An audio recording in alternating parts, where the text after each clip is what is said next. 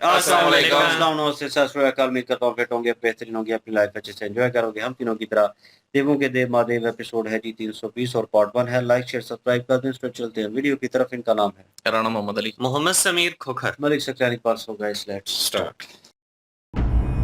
प्रभु, पिछली ज्ञान सभा में आपने हमें अनासक्त होने की अनिवार्यता व लाभ से अवगत कराया था।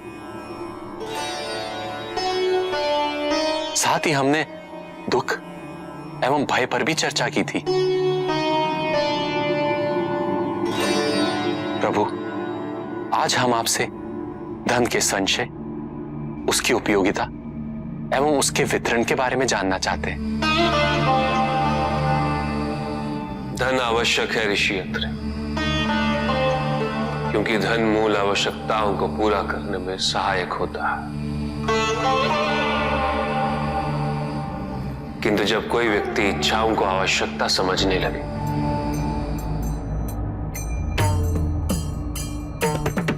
तो धन कितना ही क्यों ना पर्याप्त नहीं होता, क्योंकि इच्छाएं अंतहीन है। इसलिए मनुष्य कभी ना समाप्त होने वाली इच्छाओं की पूर्ति हेतु धन संचय को ही अपने जीवन का लक्ष्य समझ लेता है।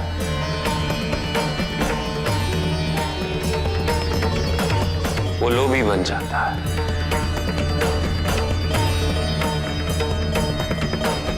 वो भूल जाता है कि उसके जीवन का मुख्य लक्ष्य ईश्वर के समीप आना है।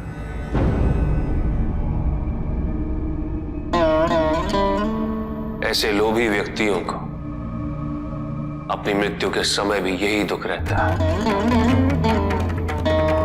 कि उन्होंने क्या कुछ नहीं पाया, क्या शेष रह गया। ऐसे समय में वो एक क्षण के लिए भी ईश्वर का स्मरण नहीं करते। अपने जीवन की निरर्थकता और व्यर्थता का बोध नहीं होता। बिल्कुल उस व्यापारी की भांति। कौन व्यापारी प्रभु? वो व्यापारी जिसके पास इस संसार में जीवन निर्वाह हेतु सब कुछ था,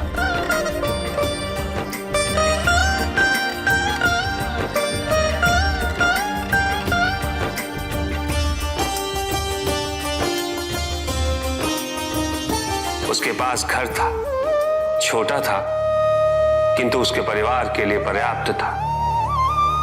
उसके छोटे से परिवार की आवश्यकताओं को पूरा करने हेतु भोजन व धन की भी कोई कमी नहीं थी। किंतु व्यापारी सदैव और धन संपत्ति संचय करने की चिंता में डूबा रहता था। सब कुछ होते हुए भी वो सुखी नहीं था, क्योंकि वो यही सोचता रहता था कि उसके पास क्या क्या नहीं। एक दिन किसी ने उसे बताया कि नारायण के वरदान से सब कुछ मिल सकता है। धन के लोभ में वो नारायण की तपस्या करने निकल पड़ा। ओम वैष्णवे नमः। और इस प्रकार वो कई वर्षों तक नारायण की तपस्या करता रहा। ओम वैष्णवे नमः। ओम वैष्णवे नमः। ओम वैष्णवे नमः। ओम वैष्णवे नमः। वत्स,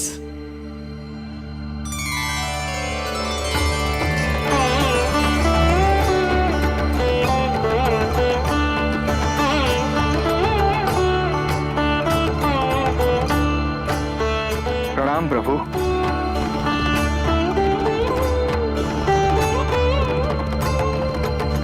मैं तुम्हारी तपस्या से प्रसन्न हूं। मांगो, क्या वरदान मांगना चाहते हो? प्रभु, प्रभु मुझे समस्त संसार की भूमि चाहिए। संसार में जितना भी धन है सब मेरा हो जाए। क्या मैं तुमसे पूछ सकता हूं, तुम्हें इतना सब कुछ क्यों चाहिए? मैं सुखी रहना चाहता हूं प्रभु, और धन संपत्ति ही सुख का माध्यम है। किंतु संसार की परिभाषा हर किसी के लिए भिन्न होती है वत्स। कुएं में बैठे मेंढक के लिए वो उसका संसार होता है।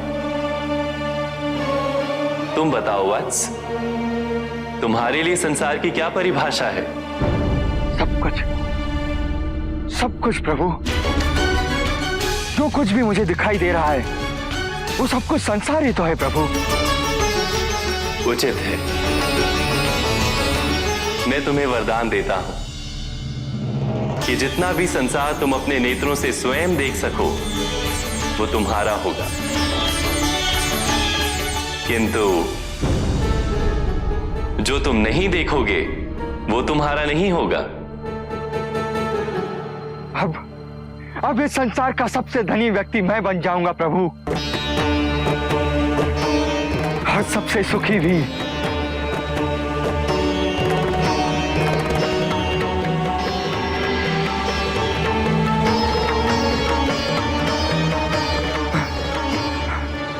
सब मेरा, ये सब भी मेरा। उसने सोचा यदि वो दौड़ के समस्त संसार को देख ले तो वरदान अनुसार सब उसका हो जाए। यहां से वहां, वहां से यहां, वो चारों दिशाओं में भागने लगा।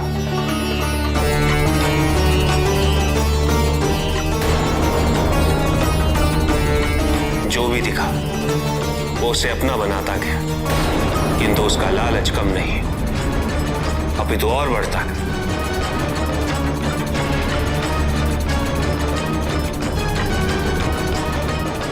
निरंतर भागते रहने के कारण शीघ्र उसका शरीर उसका साथ देने में असमर्थ हो गया।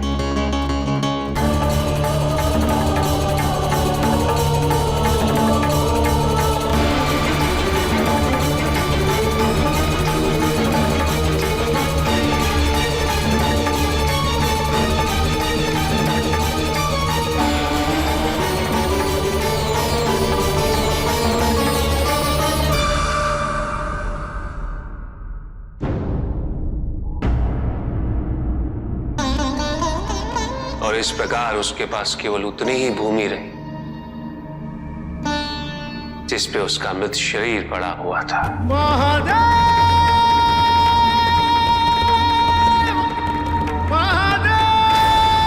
अकेला। उसके पास उसके परिवार का सुख भी था, किंतु उसने उसका आनंद नहीं उठाया।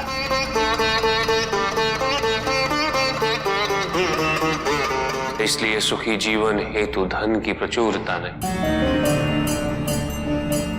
अपितु अपनी इच्छा और आवश्यकता में अंतर समझना अनिवार्य है।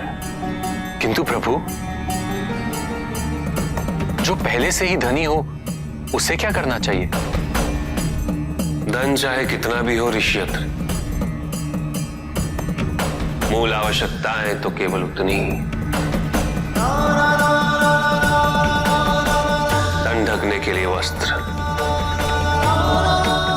पेट भरने के लिए आहार और शरण के लिए भवन। इन आवश्यकताओं के पूर्ण होने के पश्चात जो भी है वो इच्छा है। धनी व्यक्ति के पास जो भी अतिरिक्त धन होता है वो उसे दान करना चाहिए, उनके उद्धार के लिए जो अपनी मूल आवश्यकताओं को पूरा नहीं कर सकते।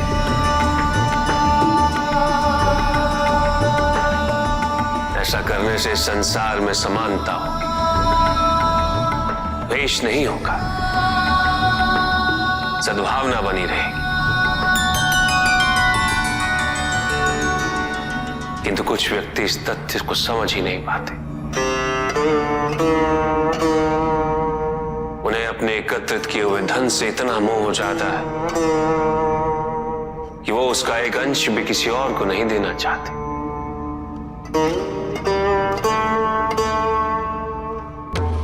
ऐसे व्यक्तियों की सूची में सर्वप्रथम स्थान कुबेर का है।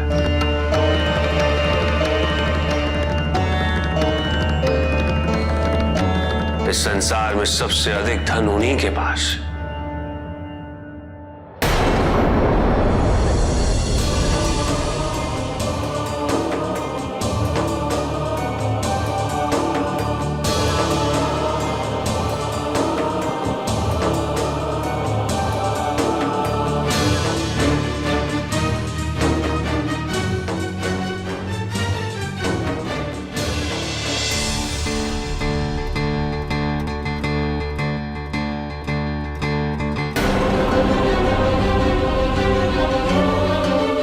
सबसे धनी कुबेर के भवन में यह स्थान रिक्त कैसे?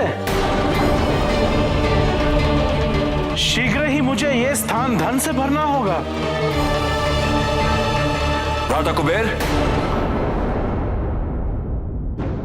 ये तो मेरा सौतेला भाई दशानन है।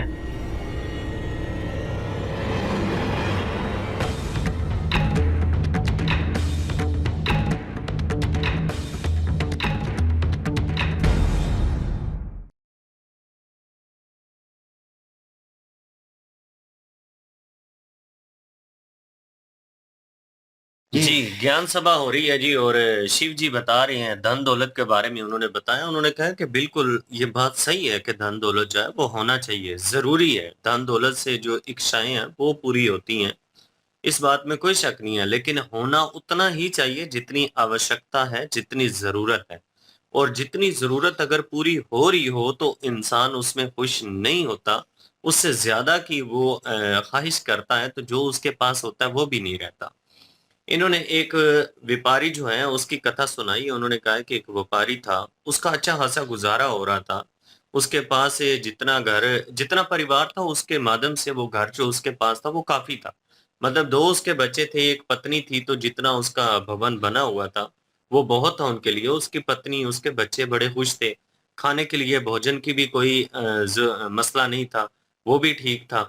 रहने के लिए मकान भी ठीक था, लेकिन उसे तो कुछ और ही चाहिए था। वो संसार का सबसे अमीर इंसान बनना चाहता था। तो किसी ने उसको बताया कि विष्णु जी जो हैं उनकी तुम प्रार्थना करो, उनकी तुम प्रशंसा करो। तो वो जो है वो तपस्या करने लगा विष्णु जी की। विष्णु जी की कई साल उसने तपस्या की। कई साल तपस्या करने के बाद जब विष्णु जी प्रसन्न हुए हैं और वो प्रकट हुए और उन्होंने पूछा कि क्या चाहिए, तो कहने लगा कि मुझे संसार की सारी भूमि चाहिए और सारी जितनी भी धन दौलत है वो सारी चाहिए। उन्होंने कहा इतना कुछ क्या करोगे? उसने कहा मैं सबसे अमीर बनना चाहता हूँ। उन्होंने कहा अच्छा ये बताओ कि संसार क्या होता है? संसार तुम्हें पता है कि संसार क्या होता है? एक मेंढक जो है उसके लिए जहाँ पे वो रहता है वो सारी जगह जो उसके अंडर होती है वो ही उसका संसार होता है। तुम्हारे लिए संसार क्या है? तो उसने कहा जहां तक मेरी नजर जाए वहीं तक। तो उन्होंने कहा कि चलो मैं तुम्हें वरदान देता हूँ कि जहां तक तुम देख सकते हो वो सब कुछ तुम्हारा, लेकिन जो तुम नहीं देख सकते वो तुम्हारा नहीं है। इसी लालच में वो भागता दौड़ता रहा चारों दिशाओं में, हर चीज को वो अपना बनाता चला गया, लेकिन दौलत की हवस में वो इतना अलीन हो चुका था कि उसको खबर ही ना रही कि वो अपनी जान जो है उसके ऊपर खेल गया। भाग भाग के थक गया। उसका शरीर जो है वो इस कदर एक निढाल हो चुका था कि उसकी मृत्यु हो गई। और उसकी मृत्यु जब वहां पे हुई तो वो भूमि का जो हिस्सा था बस वही उसका फिर हुआ।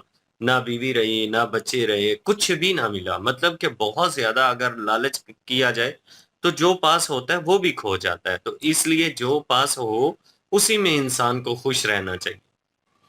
बिल्कुल जी। और धन अपना संशय के बारे में जो है वो इन्होंने क्वेश्चन किया सप्त ऋषियों ने, और उसके बारे में उन्होंने जो है वो शिव जी ने उनको ज्ञान दिया है कि धन जरूरी भी है, क्योंकि जरूरत है भाई जिस्म को ढकने के लिए, खाने के लिए, भवन के लिए, रहन सहन के लिए धन जरूरी है।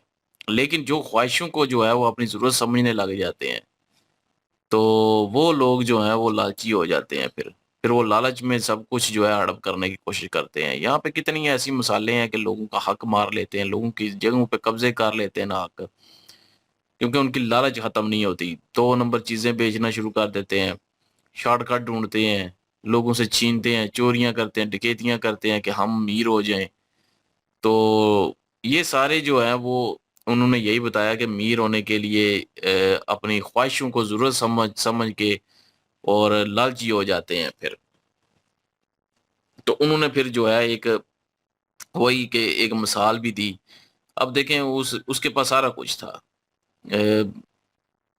घर थी, जायदाद थी, उसके बाद दुकान थी उसके पास, वो उससे इतना कमा रहा था कि वो बड़ी अच्छे तरीके से जिंदगी अपनी गुजार रहा था। लेकिन उसको और ज्यादा चाहिए था, लालची था, और ज्यादा उसको इस चीज की लालच थी कि मेरे पास हो।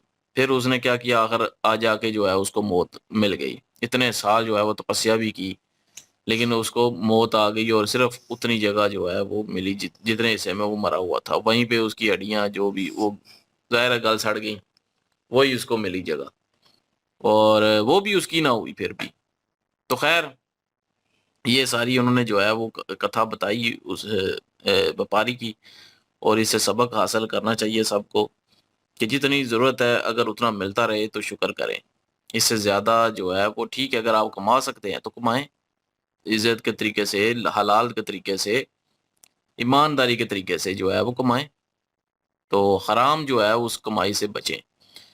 तो दूसरी बात उन्होंने कहा, पूछा कि अगर किसी के पास जो है वो दौलत पहले से ही मौजूद हो, जो पहले से ही अमीर हो, तो वो क्या करे? तो फिर उन्होंने जो है वो उसका भी जवाब दिया कि अपनी ज़रूरतें पूरी करे, अपनी ख्वाहिशें भी पूरी करे, लेकिन जो बाकी पैसा है वो दूसरों पे भी लगाए, जिनको ज़रूरत है, ज़रूरतमंदों को दे, उनको खाना खिलाए, उनके दान को ढके, तो फिर संसार में जो है वो सल्तनत जो है बरकरार रहेगा, सबको मिलता रहेगा। अगर एक ही बंदा समेट के रख लेगा तो फिर जो है वो दूसरे जो हैं वो उससे महरूम रहेंगे। अब उन्होंने कुबेर की कहानी जो है फिर बताई कि उसके पास सारा कुछ है। अब मुझे लगता है कि ये बंदा किसी को भी एक रत्ती भी नहीं लालची। देगा, क्योंकि ये देख रहा था वो जगह खाली क्यों है, इसको भी मैंने भरना है। कंजूस है ना, तो ऊपर से कंजूस सुतेला है, भाई मांगने आ गया। तो कंजूसी सुतेल की कथा है ना। वही ना, ये कंजूसी कर रहा है ना अब। तो उसका क्योंकि ये पहले से धनी है, इसने किसी का मतलब समझ लें कि वैसे नहीं छीनी जैसे कि उसको लालच थी। किसी का हक नहीं मारा। तो लेकिन इसके पास पहले से था, लेकिन ये कंजूसी बहुत कर रहा है, ये खर्चना नहीं चाहता किसी पे भी पैसा, एक भी। तो उसके पास इतनी दौलत है, वो बता रहे थे संसार का सबसे अमीर आदमी वही है कुबेर। और मैं पिछले पार्ट में भी कह रहा था कि नया करेक्टर आएगा, लेकिन ये करेक्टर पहले से है। ये जब महादेव जी जो हैं उनके लिए भवन तैयार करने की बात हुई थी, वो पहले ये मेरे ख्याल में गया था, हम्म। सोना जेवरात लेके, याद है? हम्म। तो लेकिन शिव जी ने इनको मना कर दिया था, और इनको ऐसा तगड़ा जवाब दिया था वो कि सती वापस चला वाला गया पार्ट था। जो था। नहीं, मेरे ख्याल में पार्वती जी वाला ही पार्ट था। पार्वती वाला। तो खैर, तो उन्होंने जो है मना कर दिया था। तो ये वही कुबेर है, और ये इसका सौतेला भाई है अपना दशानन। तो दशानन जो है वहां पे पहुंच चुका है। अब वो डिमांड यही रखेगा कि मुझे दौलत चाहिए, मैंने भवन बना के देना है शिव जी को। मुझे लगता है वो इनकार कर देगा। बिल्कुल जी। और शिव जी ने जिस तरह इन चीज़ों को डिस्क्राइब किया है, इन रियलिटी अगर हम अपनी ज़िंदगी में अप्लाई करें इन चीज़ों को इन अ गुड वे, तो आपकी ज़िंदगी जो है वो एक अच्छी ज़िंदगी, अच्छी लाइफ आप गुजार सकते हैं। लेकर तो कुछ भी नहीं जा सकते, लेकिन दे बहुत कुछ दे सकते हैं अगर आपके पास है। और ज़रूरत के तहत ही ज़रूरतों के तहत ही चलता है, और नीड भी वही होती है। कहते हैं कि ज़रूरियात ज़िंदगी मतलब जितना आपको नीड है उतना आप रख लें, और जो एक्स्ट्रा है वो दूसरों की हेल्प आउट करें ताकि उनकी ज़िंदगी आसान हो और आपको भी खुशी मिलेगी इस चीज़ में। लेकिन एक लालची बंदे की कहानी, किस तरह उसने अपनी ज़िंदगी बर्बाद की और उसे मिला क्या एट द एंड, ये एक नसीहत थी कि मिला वही जिस ज़मीन पे वो लेटा हुआ था, गिरा हुआ था, बेबस था, लाचार था, कोई भी नहीं। जितने तक वो देख रहा था वो उसकी वही ज़मीन थी, और वो वहीं पे उसकी मृत्यु हो गई, मिला कुछ नहीं। मतलब हाथ कुछ नहीं आया। लालच करना जो है, वो कहते हैं ना, लालच बुरी बला है। तो वो वाला हिसाब जो है उसके साथ हुआ, और जो है वरदान मिलने के बावजूद भी उसे कुछ ना मिल सका। तो एट द एंड वो लालच की कहानी भी जो है वो अभी जो है उनके भाई सौतेले भाई दशानंद के हैं, उनके थ्रू जो है वो शुरू हो चुकी है। लेट्स सी वो भी इसमें इंक्लूड होगी। तो चलते हैं नेक्स्ट पार्ट पे। लाइक शेयर सब्सक्राइब कर दीजिएगा। इंशाल्लाह मिलते हैं नेक्स्ट वीडियो में। अपना ख्याल रखिएगा, दुआ में याद रखिएगा। तब तक के लिए अल्लाह हाफिज, पीस।